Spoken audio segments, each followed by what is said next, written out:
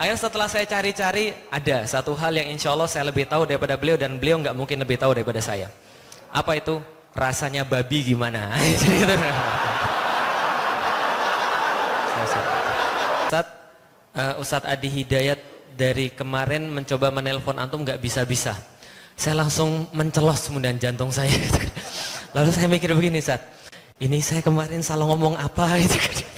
Sampai kemudian saya dipanggil kemari, karena memang alhamdulillah saya menerima banyak sekali nasihat daripada beliau, menerima banyak sekali ilmu daripada beliau. Alhamdulillah pada hari ini bisa berjumpa dan kemudian menimba nasihat itu lagi. Karena saya pikir saya salah apa ya semalam ya gitu kan, yang ngomong di ILC itu ya. Tapi alhamdulillah ternyata bukan itu gitu kan ya, yang menjadi permasalahan. Alhamdulillah saya juga bingung ya kalau seandainya tadi beliau ceritakan, dan kebetulan saya juga membaca beberapa yang beliau ceritakan tadi di media sosial. Ada yang mengkritik beliau gitu ya, terus kemudian diajak debat gitu ya. Sorry Ustaz, saya harus menyampaikan satu hal. Saya tuh sering ngomongin beliau ketika lagi beliau nggak ada Ustaz. Tapi insya Allah ngomonginnya yang baik gitu ya. Kita tuh kemarin ngomong begini, berani-berani ya ada orang mau mendebat Adi Hidayat ya. Lah kalau saya tuh mau debat ke Adi Hidayat itu ya, saya pikir saya lebih deg-degan ketemu dengan Ustaz Adi daripada kemudian kemarin di acara. Lah kenapa? Karena kalau seandainya ketemu yang kemarin nggak ada masalah. Kalau misalnya debat sama Adi Hidayat itu ya, baik kita mulai acara debatnya, beliau mungkin bilang, Assalamualaikum warahmatullahi wabarakatuh. Makasih Ustaz, saya sudah paham. Mohon maaf. Jadi nggak, jadi artinya alhamdulillah ya. Jadi memang ajaib, memang mungkin pengetahuannya luar biasa ya, sehingga beliau kemudian berani kemudian untuk berdebat tadi. Tapi kita hargai, bagaimanapun juga banyak orang yang mencari cara bagaimana caranya bisa lebih bagus daripada Ustadz Adi Hidayat, dan itu adalah sesuatu yang baik di Indonesia insya Allah. Dan saya pun sering juga mencari apa sebenarnya yang saya bisa lebih hebat daripada Ustadz Adi Hidayat. Kalau hafalannya kita pikir tidak usah diragukan ya, posisi dan sebagainya, walaupun saya juga mengatakan, loh emang saya nggak bisa, saya juga bisa. Katanya kanan atas itu Mkhitaryan ya, tengah atas Lukaku gitu ya, jelas ya. Tapi ternyata beliau juga tahu lebih banyak daripada saya soal bola gitu kan. Jadi saya juga mau nyerah. Akhirnya setelah saya cari-cari, ada satu hal yang insya Allah saya lebih tahu daripada beliau, dan beliau nggak mungkin lebih tahu daripada saya. Apa itu? Rasanya babi gimana? Jadi gitu.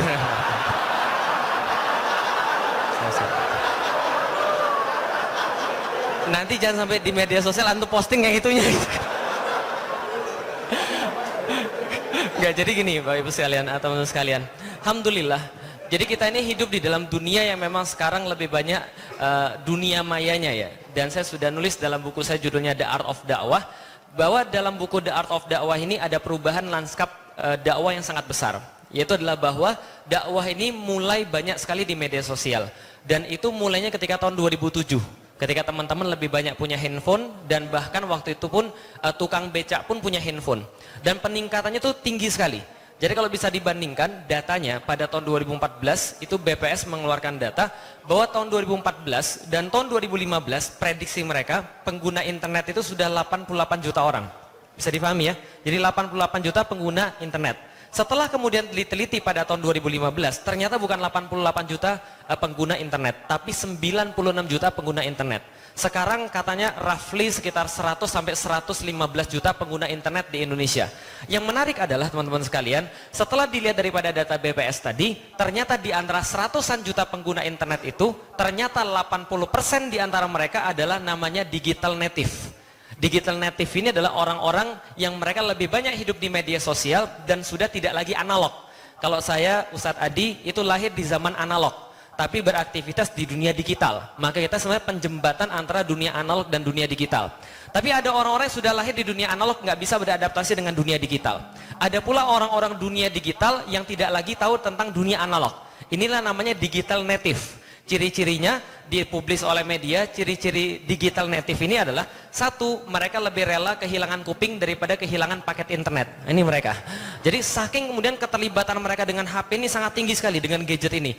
Maka mereka lebih mementingkan paket internet daripada telinga mereka. Ini adalah kemudian dunia digital native. Nah, ternyata 80% daripada ratusan juta itu atau sekitar 80 juta orang di Indonesia itu beraktivitas di internet. Pertanyaannya, mereka beraktivitas di internet berapa lama? Di zaman saya, tahun 90-an, tahun 80-an, itu yang paling banyak media penyebaran adalah televisi. Maka orang-orang melihat televisi rata-rata 6 jam per hari atau 5 jam, 5,5 jam per hari di zaman saya. Ciri-cirinya apa? Bapak-bapak yang lahir tahun 80-an angkat tangan, yang lahir tahun 80-an? Nggak ada. Atau lebih bawah daripada tahun 80-an, 75, 77 gitu. Siapa pembawa acara dunia dalam berita? Sudah pasti paham. Jadwal-jadwal TV biasanya kita apal. Itu yang nggak mungkin diapalkan pada orang-orang zaman sekarang. Kenapa? Dunianya beda. Kita nonton TV, mereka tidak. Ternyata zaman sekarang TV itu tidak banyak yang nonton. Mungkin sekitar 3,5 jam per hari. Dan ternyata banyaknya orang-orang menghabiskan di dunia media itu habisnya di internet sekitar 50 menit itu di dunia internet. Dan ternyata 90% atau lebih itu dihabiskan di media sosial. Bisa dipahami sampai di sini? Bahwa ada perubahan lanskap yang cukup besar pada dunia dakwah, bahwa aktivitas-aktivitas dakwah yang dulu ada di koran, dulu ada kemudian di televisi, kemudian sekarang masuk ke dalam dunia maya, media sosial sebagai tempat penyebaran yang paling besar.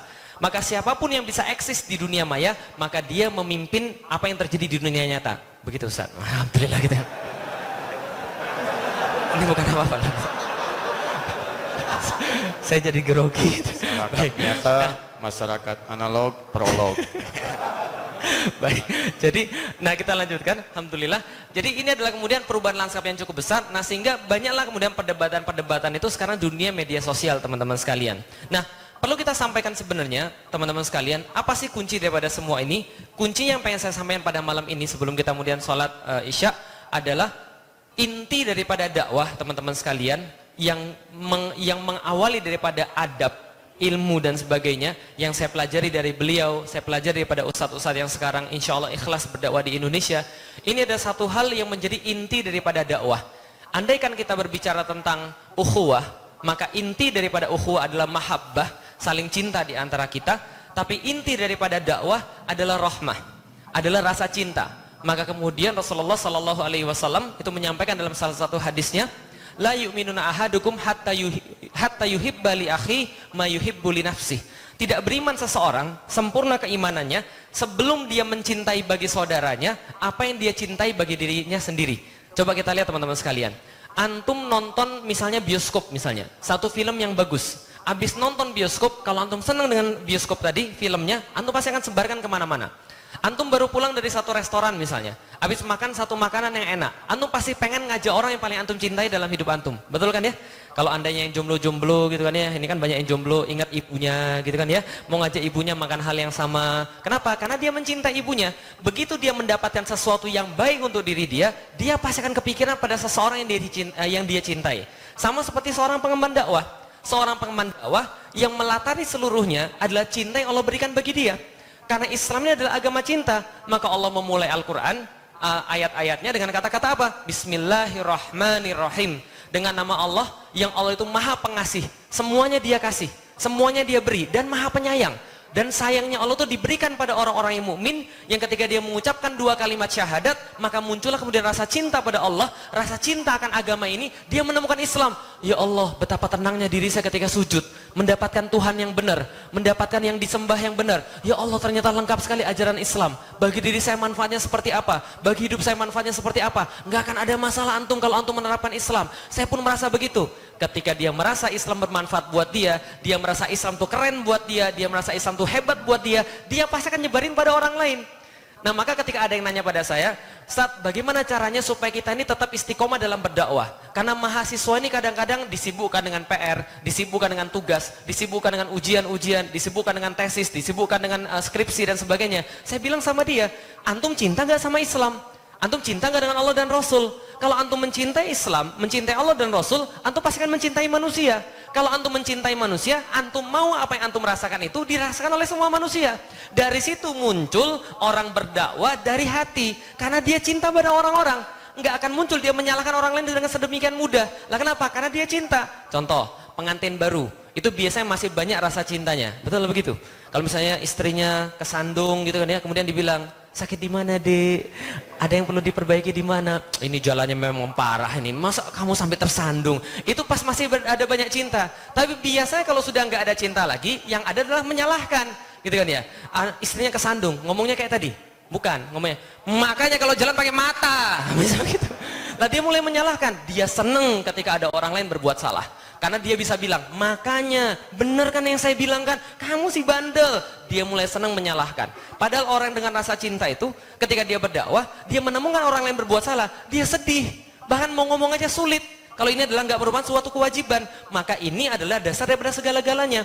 Bagaimana adab itu bisa dibentuk? Karena rasa cinta. Kita mendapati orang yang lebih berilmu, kemudian kita tunduk karena ilmunya. Kita mendapati orang menyampaikan Islam, kita ambil kebaikan-kebaikannya. Kita hargai usahanya dalam menyampaikan kebaikan. Kita ambil apa yang bisa diambil daripada dia. Kita merasa nggak lebih baik daripada dia. Karena bisa jadi, walaupun kemudian penyampainya tidak sebagus yang kita punya, tapi karena niat yang diterima oleh Allah Subhanahu Wa Taala. Tapi bisa jadi karena kita lebih terkenal. Bisa jadi kemudian kita lebih pintar. Lantas kita kemudian sombong dengan kepintaran itu, lalu kemudian jatuh dengan kepintaran itu, jatuh dengan keterkenalan itu, lalu kemudian kita tidak dikenal di sisi Allah Subhanahu Wa Taala. Kita berpikir begitu karena semua bagian daripada rasa cinta tadi. Ini adalah bagian daripada adab tadi. Nah, saya pikir itu yang pengen saya sampaikan secara singkat. Kalau misalnya teman-teman mau baca lebih banyak, tahun 2007 ketika saya mulai dakwah di media sosial, di Facebook itu saya nulis ada 2 tulisan tentang dunia maya. Waktu itu belum ada media sosial, sehingga saya tulis judulnya Etika Dakwah Dunia Maya.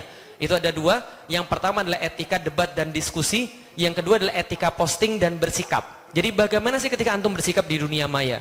Bagaimana ketika antum mau mendebat orang di dunia maya? Apakah setiap orang yang kemudian hadir antum tidak suka lalu antum harus debat? Enggak juga begitu. Apakah setiap orang yang enggak setuju sama antum harus kemudian debat agar semuanya sesuai dengan antum? Enggak juga begitu.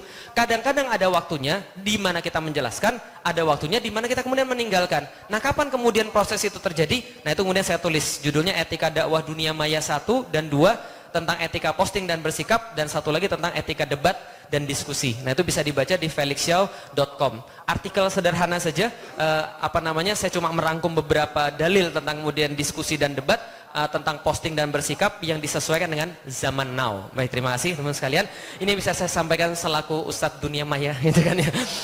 Selaku orang dunia maya dan goib, gitu kan ya. Insya Allah kita akan mendengarkan bareng-bareng dari Ustadz Adi yang insya Allah, masya Allah bagi saya Indonesia terusnya bersyukur, dan memang betul kita memang merasa bersyukur di Indonesia punya orang-orang yang ikhlas, dan kita dianugerahkan oleh Allah kesempatan yang belum diberikan saya pikir di tempat-tempat yang lain. Giroh yang sangat besar untuk bersatu, giroh yang sangat besar kemudian untuk bersemangat, lalu kemudian mereka mencari Islam, dan giroh inilah yang insya Allah akan kita jaga dan bagian daripada kebangkitan Islam.